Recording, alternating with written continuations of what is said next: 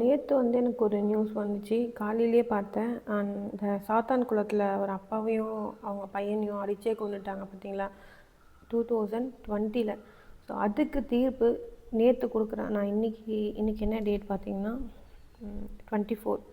இன்றைக்கி வீடியோ எடுக்கிறேன். ஸோ நேற்று 23 அன்னைக்கு தீர்ப்பு கொடுக்குறேன் அப்படின்னு சொன்னாங்க. நானும் காலையிலேருந்து வெயிட் பண்ணி பார்த்தேன். வெயிட் பண்ணியிருந்தேன். சரி என்ன தான் தீர்ப்பு கொடுப்பாங்க அப்படின்னு சொல்லிட்டு ப்ரே பண்ணேன். நல்லா தீர்ப்பாக கொடுக்கணும் அப்படின்னு சொல்லிட்டோம். ஆனால் இவங்க என்ன பண்ணியிருக்காங்கன்னா அப்படின்னு 30ஆம் தேதி மொத்த விவரமாக என்ன தீர்ப்பு கொடுக்குறாங்க, என்ன பனிஷ்மெண்ட் கொடுக்குறாங்க, அது மொத்தமாக டீட்டெயிலாக அந்த டேட்டில் சொல்கிறாங்க அப்படின்னு சொல்லிட்டு.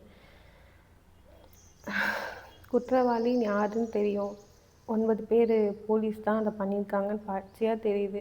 அவங்க எவ்வளோ கஷ்டப்பட்டாங்க. சாதாரணமாக வந்து செத்து இருந்தால் கூட ஓகே. அவங்க எவ்வளோ துன்புறுத்தி எவ்வளோ டார்ச்சர் அனுபவித்து சாவடிச்சாங்கன்னு எல்லாருக்கும் தெரியும். அப்படி இருந்தோம் தீர்ப்பு கொடுக்கறதுக்கு இவ்வளோ டிலே. எப்போ 2020ல் நடந்தது. இப்போது 2026 ஒரு கேஸுக்கு தீர்ப்பு கொடுக்கறதுக்கு 6 வருஷமா? என்ன தான் நடக்குதோ தெரியல. ஸோ அது கூட பாருங்கள், இன்றைக்கி தீர்ப்பு 23 தீர்ப்பு கொடுக்குறேன்னு சொல்லிட்டு 30 வரைக்கும் வெயிட் பண்ணணுமா? இவ்வளோ நாள் 6 வருஷம் என்ன பண்ணாங்க? ஸோ அது பண்ணாததையா இந்த நாட்களுக்குள்ளே பண்ணிட போகிறாங்க? டிஸ்கஸ் பண்ணணுமா? என்ன தீர்ப்பு கொடுக்கலாம், என்ன தண்டனை கொடுக்கலாம், இல்லை குற்றவாளிகிட்ட பேசுனீங்களா? இதனால தான் தப்பு அதிகமாகுதுன்னு காரணம் தெரியுது. அதுக்கான சொல்யூஷன் தெரிய மாட்டேங்குது. அது தெரிஞ்சும் அசால்ட்டாக தான் இருக்கிறாங்க இந்த நீதிமன்றம் எல்லாமே. ஸோ 50 பேர் போலீஸ் அதை பண்ணாங்க. அவங்களுக்கு அப்பயே தீர்ப்பு கொடுத்துருக்கலாம் அந்த சம்பவம் நடக்கும்போதே. ஆனால் இவ்வளோ டிலே பண்ணாங்கன்னு தெரியல.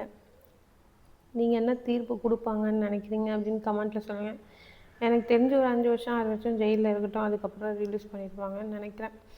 ஏன்னா இங்கே வந்து நீ பணம் வச்சுருந்தா நீ தான் ராஜா, நீ பணம் இல்லைன்னா நீ இது எல்லா கேஸுக்குள்ளும் நீ தான் உள்ளே போ அப்படின்ற மாதிரி தான் இருக்குது.